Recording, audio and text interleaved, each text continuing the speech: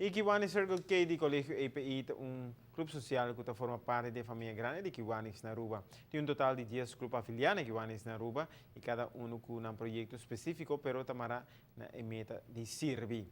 A meta principal da servir nos muito não. Por meio de atividade para cada fundo, não chega a suma necessário para dar back na nossa comunidade. Dentro de pouco, eu tenho um evento que netamente é propósito aqui. Dia 6 de junho venidero, Kiwan Circle K of Colegio EPI tem sua meta em Paris bom, qual um charity bom. E a noite aqui, que começa de 7 horas da noite, até que 2 horas da madrugada, nós temos entertainment de Fusion, Buleria, DJ Danville, Bam Stars, e também tem alguma surpresa que nós vamos a noite aqui.